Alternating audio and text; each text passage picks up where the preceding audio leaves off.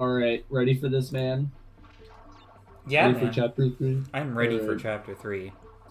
Oh, I'm ready for chapter 3. I'm not sure if you, the watcher, is ready for chapter 3. It's gonna be insane, man. Sane in the membrane. The Demon of Death, a Crash Bandicoot fan fiction, chapter 3, Bonds and Explanations.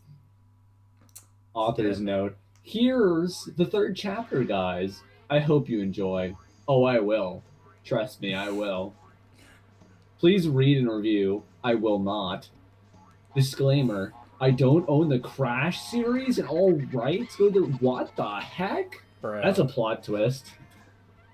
I would have thought, Dude, Foxhound M Gear does not own the Crash series. I'm kind of offended a little bit. I'm not sure if I can take this story seriously anymore. I was thinking this was like a canon, but no, I can't take it seriously, game. Should we continue? yeah, dude. Alright, fine. But be warned, this fan fiction will be fan fiction and not like canon. Good. Alright. Jack noticed the mixed look of confusion, shock, and worry plastered on his friends' faces. Knowing what was going through their minds, he decided it would be a good idea to give them an explanation. Please let me explain, Jack said as he trailed off, trying to find the right words. My job centers around hunting down people whose times of death have come. Ah, that makes it a lot better. You convinced me. He said before he quickly added, keep in mind that I don't kill without proper judgment. I'm not a murderer after all. I'm pretty sure murdering someone in general makes you a murderer Yeah, I don't by think I don't think definition. proper judgment is requisite for like not Like being a murderer. I'm pretty sure like even premeditated murder, they're like, man, I'm making a judgment to kill this guy, then they kill him. Like I don't really know what the confusion is here with the author and murderers. Either way, he chuckled a little. Dude, there needs to be a fucking counter for this shit, dude. He chuckled a little. He also sighs a lot whenever he's trying to say something cool or like he's trying to one up characters in a condescending way, but not Yeah. intended to be a condescending way. Yeah, I think we'll get to that later as well. Seeing Coco breathe out a sigh of relief as he mentioned that. Yeah, he was really relieved the fact he kills people, but only with proper judgment first. Yeah. Seeing the others looking slightly confused, he got an idea, snapping as he did to get everyone's attention. Because they're too stupid to pay attention to what he's saying in those two sentences. Why do you like snap it? Why is that a method to get people's attention? Is snapping your fingers? That's very condescending. The fact that not only do you're saying something that's like trying to explain something super whatever, but like you're also snapping to get their attention after two freaking sentences. Yeah, that It's is like so incredibly like condescending. he really does come off as like a dickhead. Maybe it'd be better if I just showed you. Yeah, again, because they're idiots, man. Yeah. Seeing everyone nod as he quickly asked, you guys got any firewood we could use? I would like to do this on a beach as to not cause damage or burn anything. Crash spoke up, next nodding as he did so. Okay. Yeah, there should be plenty on the beach. Come on, Crash said before eagerly taking the lead. After a couple of minutes of setting the firewood up, Jack signaled everything was ready, giving Crash a nod as he did. Really? The Bandicoot just shrugged, saying that it wasn't that big a deal under his breath. This is just so weird, Crash talking in the ways he does in this fan fiction. I just have to point that out. Whatever. Yeah, I mean the concept of Crash speaking is already kind of weird, but He also never says whoa, he says wow. But he wow, never that's says whoa, his signature thing. I just like how like Crash Bandicoot like gets like the worst. Aside from Crunch gets it the worst. Like, have we mentioned that we're like 3 chapters in and Crunch has been mentioned I think a single time by name, And the only time he's been mentioned by name is just the fact that he exists. Dude, that's like me in high school. No, I'm joking. Dude, that's like Luigi in Eamon's Epic Journey. Just a Oh, reference. snap, That's dude. a reference nobody's gonna get. It's an epic journey in many ways. Oh yeah. Taking a moment to concentrate, Jack grunted. Ugh! I'm recreating it, of course, as he held out his left arm before the firewood lit up in a bright blaze of flame. Wow, the bandicoot said in wonder. Jack just chuckled, however. Darn it, man. I can't not see this guy as a super condescending guy who just thinks he's so much better than everyone else. It's basically just showing off. Like the That's what whole the like story purpose of this is. section of the story is just to like show how much better he is than like everybody else. It's a power fantasy, man. He's just like, wow, man, look at how powerful I am. And look at my childhood video game, like, crushes and heroes are Oh watching me in god. awe at my power. Dude, this fucking aspect gets so much worse later on, dude. Yeah, man, Ugh. can't wait. Shouting, I ain't done yet, as he began to focus again. Within seconds, the small flame suddenly grew in size, making the shape of a pillar before Jack stuck his left hand in before pulling out a large white sight. Of course it was. Gripped, clasped in his grip. Before the group could say anything, however, Jack put his other hand in the pillar before grunting, ugh, and pulling it out, revealing that he had a large black scythe clasped in his right hand to match the white one in his left.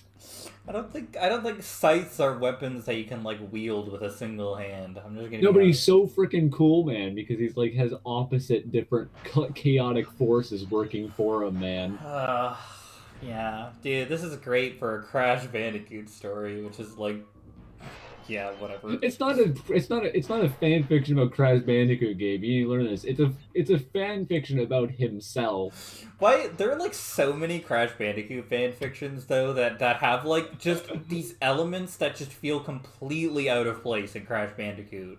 Like they just feel like so like I contrary to think like the regular like I Crash think we should Bandicoot. I think we should coin these being fantasy fictions, where he's actually writing down his fantasies about himself Yeah, he's rather so than writing a epic. fan fiction about Crash. He took a moment to get a feel for the blades, swinging and spinning them around in his hand before clasping them together like a staff and spinning them behind and in front of him.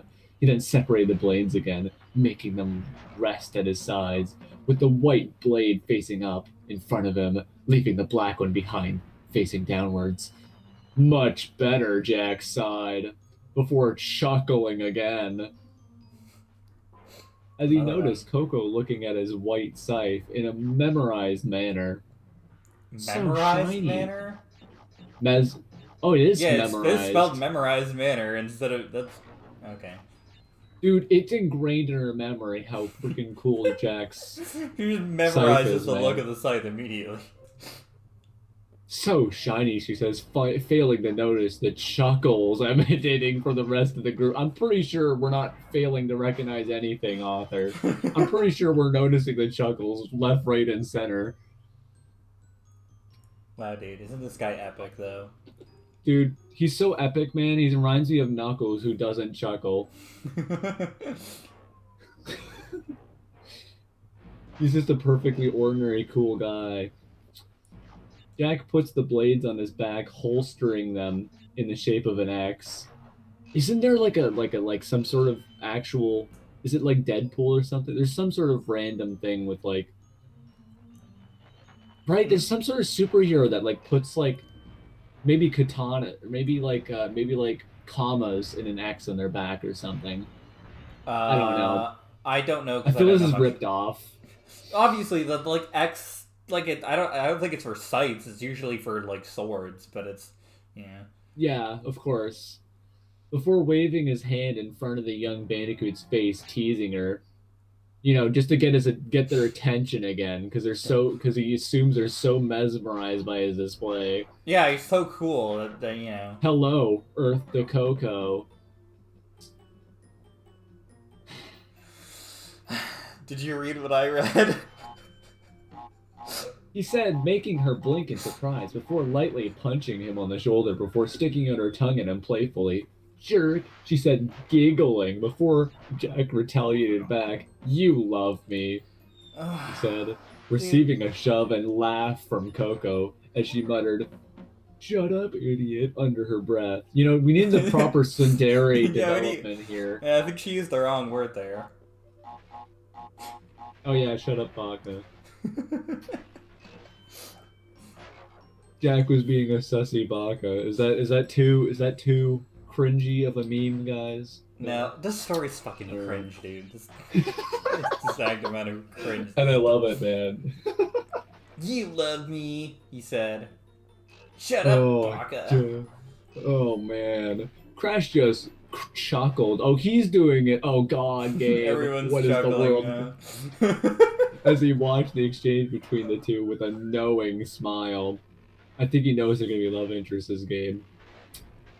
You could tell there was something building between his sister and their new friend that they just met like 5 minutes ago. Yeah, of course. Well, theoretically, they just met five. I mean, yeah. You know Who's a what? who's a who's a proven and proud murderer. Well, no, he's not a murderer, dude. He kills with proper judgment, which absolves him of being a Oh, murderer, okay. despite the fact Yeah, that I he kills guess. people. Yeah. Yeah, all right. Even if those two didn't know it. Oh yeah, yeah, I'm sure.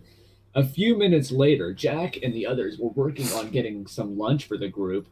By the way, that is definitely a sequitur to a different kind of thing. At least put that in a different paragraph or some sort of different thing. Yeah, that is just. I like how okay, you have like the stupid shipping moment, which by the way, I hate Yeah, that I don't know. yeah, Whenever man, I write like yeah. stupid romance fics, I purposely, but I hate the line where it's like they could tell there was a bond between the two, like there was something I just hate that so Yeah, much. I But know. anyways, like I there's know. that, and then the next sentence is like completely different, and then it like It, does the break. Like there's yeah, the it's line like is they like it's switching to completely something completely different. actually better yet. It says it actually is written in the sense that this is supposed to be after the break. The author just did Yeah, it yeah. wrong. Just the last sentence of this like section should be the first one of the next one. A That's few minutes later, a few minutes later, Jack and the others were working on getting some lunch for the group, which consisted of freshly caught and cooked fish and safe fruit from the island's jungle, as well as wampa fruit for the drinks. Oh snap! Jack and Coco division. were the ones on fish. Oh yeah, division. This is a completely different segment that's actually like different time from the other one. Jack and Coco were the ones on fish duty. Jack doing the actual fishing and Coco doing the cooking. She may not have looked it, but Coco was actually a very talented cook. Of course she was. Which Jack was amazed to find out. Why did she look like a cook? Also, why was Jack amazed that this random person was an Yeah, this amazing cook? Or person actually, actually better that yet, actually makes no fucking that sense. makes no First of sense. So all, if Jack wait. already knew Coco before this, which we'll establish later, she would already know she's a good cook. If she was a stranger, why would she be amazed to find out that she's a good cook? Like he knows nothing about her. So either way, this makes Yeah, absolutely no that sense line makes whatsoever. no sense in any context. Unless he was expecting her not to be a good cook, which is not established at all. As no, I'm not going to spoil anything. Oh yeah, that's the worst part. Coco took a moment to look away from the fish she was cooking over an open fire to ask her friend something when she noticed something strange. She noticed Jack's appearance has changed. Gone were his crystal blue eyes and brown hair. Now he sported a white colored left eye and a black right one, as well as white hair that switched to black to complement his now changed eyes. I What? feel like I feel like White hair I that feel like switched to black? What does that mean? it's like he's doing the asymmetric thing where like it's probably black hair on one side and white eye on that same side, and then like white hair on one side with black eye on the other side. A lot of I find a lot of like preteens and early teens kind of really think the asymmetric look Mm-hmm. looks really cool. Like for instance, like not to be that guy, but kind of like an asymmetric eye from Sans, for instance, is just so cool. Oh, yeah, yeah. Except that's with his hair, too, where it just has, like, a very clear division down the middle, which Yeah, would look very weird. Like, it would look very weird, but I definitely have seen kids find that really cool for some reason. I don't. I think of this as like someone writing this because they think it looks cool though. I don't think it looks cool at all. also, what does it mean Kind to of have a dumb. white colored eye? So Is like it. completely white pupil, I'm assuming, and black eye, like no iris or So there's anything. Just the basically, like, entire eye is nothing just white and around black. the black. Yeah, okay. Yeah, that's what I'm assuming anyway, because white eye would just be the exact same, and black eye would just be like really awful Yeah, looking. that is fucking weird. Like he would just have to look like one of his like pupils is extremely big, and then the other one like he just has like no color around his eyes. This is a terrible No, character design when you think about it for 5 seconds.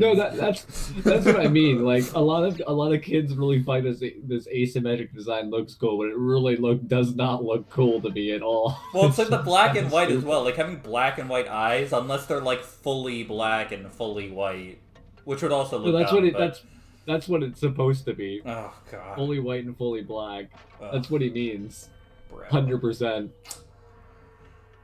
Do you just okay? You know Do you what? want to Whatever. think? Let's. I don't want to think about this anymore. Yeah, This go character on then. design gets worse and worse the more I think about it. And you have to change in the middle, just change the character design completely differently. By the way. Plus, this chapter gets fucking way goddamn worse than like Oh yeah, man, skimming it's through it. so good. It's so good. Jack took a moment to reel in the fish, like reel as in like it's a real fish. By the way, It's a real human fish, dude. to reel in the fish, like he makes it become real. He had been fighting with before taking it and putting it Dude, in the fish net. Oh, so he's just this guy grabbing was the fish and wrestling it, then putting it in the fish net. yeah, dude, he's Oh, it's so fighting with a dumb. realistic fish. That's so dumb. That's like I feel like using the net would probably be more effective than just you grabbing it with your hand and then putting it in the net, as opposed to the bucket, which I'm assuming you would have if you're fishing. Mm-hmm. It's so dumb.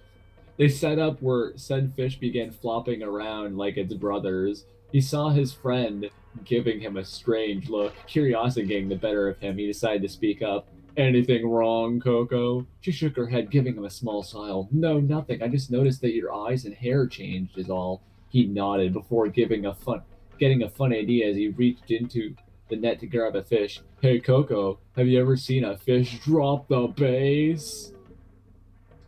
Mm-hmm. Or bass, because it's the same spell.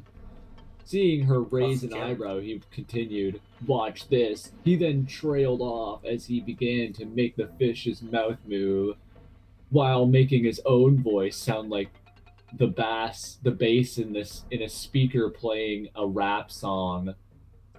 You gonna do that, man? Are you gonna act out what he's doing with the fish? Baseline. Baseline. Oh my god! Wait a second. A bass dropping in a rap song? Isn't it like dubstep or something? Sky. Does the bass I drop in have a a rap song? no. I have a feeling this guy doesn't listen to rap.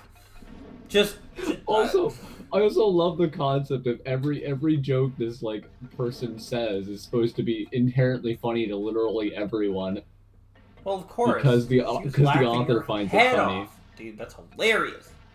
Her reaction was instant as she suddenly fell flat on her back, laughing her head off. Oh man, that is great! Haha, I'm surprised Crash never came up with that. Well, clearly he's not a heavy aficionado about dubstep rap songs, guys. Crash kind of sucks, man. Damn, Crash isn't funny or nice like you are. Am I right, He guys? tried to crash the base instead, and it never felt the same. Crash doesn't do it.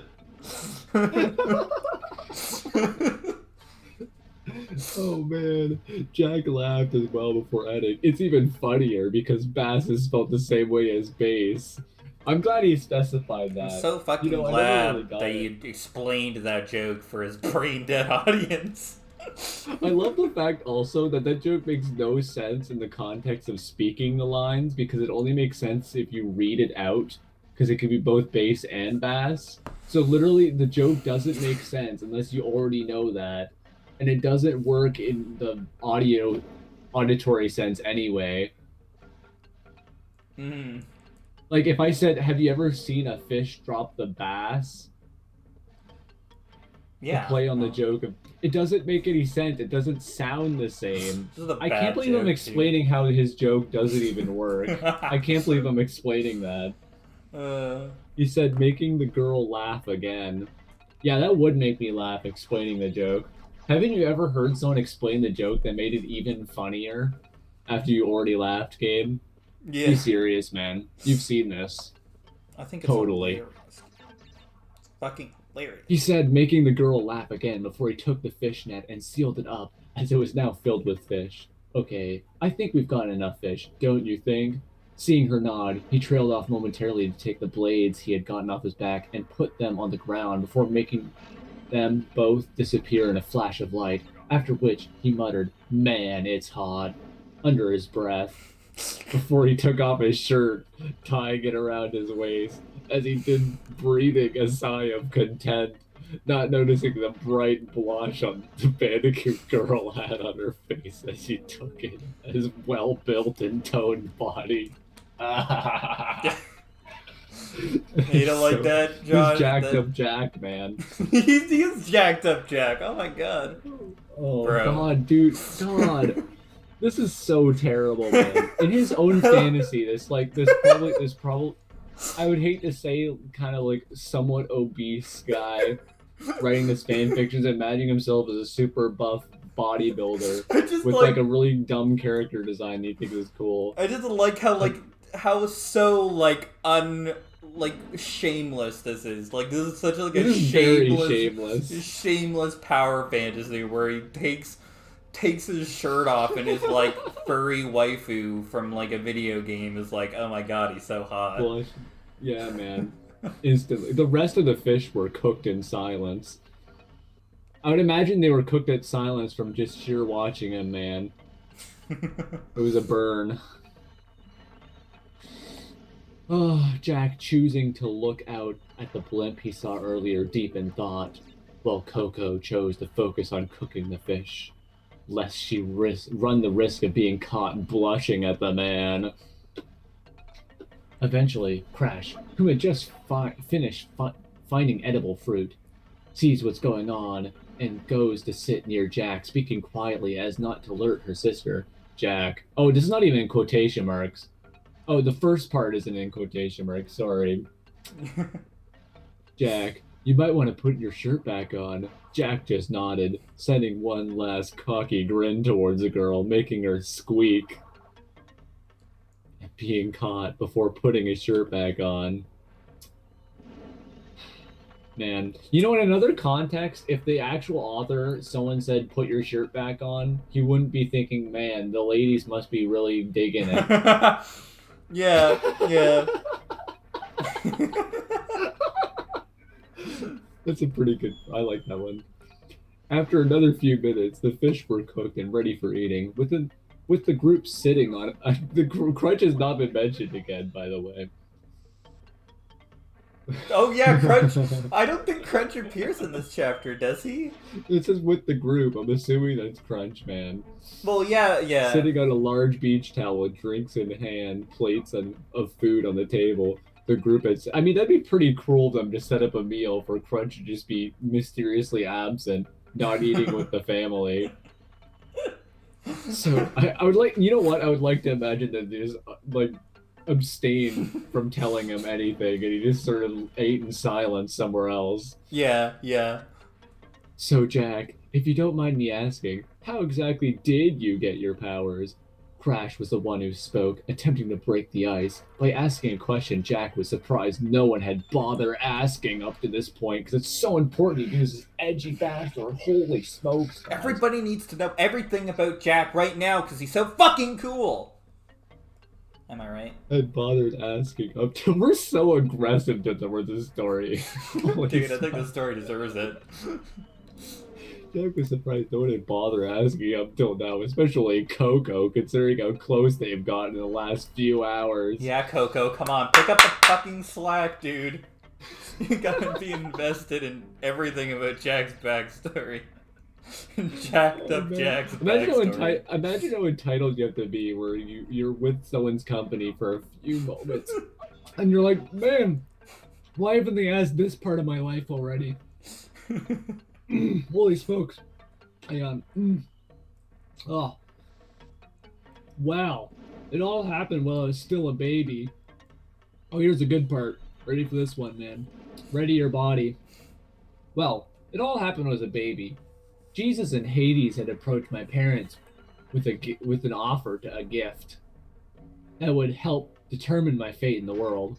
Jack took a moment to let the information sink in before continuing. I like how it doesn't speak about how anybody else's reaction. It's just like Jack waited a moment, just so he'd let that information sink in. Like it's just like him interpreting that information as like really like heavy and like needs to be like. He is one of the most self-centered characters I've ever seen written. Period. Hands down. He literally thinks the entire world and conversation revolves around him in multiple ways. Yeah. And years later, last night, in fact. Oh wow. Okay, that's a large stretch. Yeah. They approached me again from inside. That doesn't even make any sense with his future backstory. So hold on. Let's stop for a moment. Yeah, man. Jesus and Hades both approached my parents with an offer of a gift. And then they approached him again from inside my mind. Yet earlier, in the earlier chapters, they were himself. Yeah. So is Jack like the embodiment of Jesus and Hades? Is that what it's implying here? I would like to assume here? that is, man. So Jack is literally Jesus, part Jesus incarnated? No, I kind of figure that, like, maybe he's trying to go with the fact that, like, they gave him a gift, and that was, like, festered inside him until it finally awakened or something. Oh, so the gift is the thing that approached him. Yes. Okay. It was a part of him all along, which is why it was. That's what I'm assuming anyway. Okay, but this still doesn't make sense in terms of his backstory later on, like how he just got his powers last night. In fact. Yeah. They approached me again from within. That's going to be contradicted, by the way. Oh yeah. They approached me again from inside my mind. Get me to accept my fate, and I did. Oh, so that was Jesus and Hades then. They did say they approached me again from inside my mind. You're right, man. Jesus and Hades looked exactly like him because they were. No, they are him, dude. They are him. Does that mean that they're trying to imply that he's like the incarnation of Jesus and Hades? Yeah, that's what I was wondering. That's what I was thinking. You know, you have a good point there. I think you're right, actually. I think he's genuinely thinking himself as a. Gosh darn it! Jesus. I think Hades is one thing, but like I feel like that's a huge weight or huge. Oh my god, dude! How self-centered do you have to be to say, unironically, you're the second coming of Jesus? That is literally the most narcissistic thing I could possibly think of.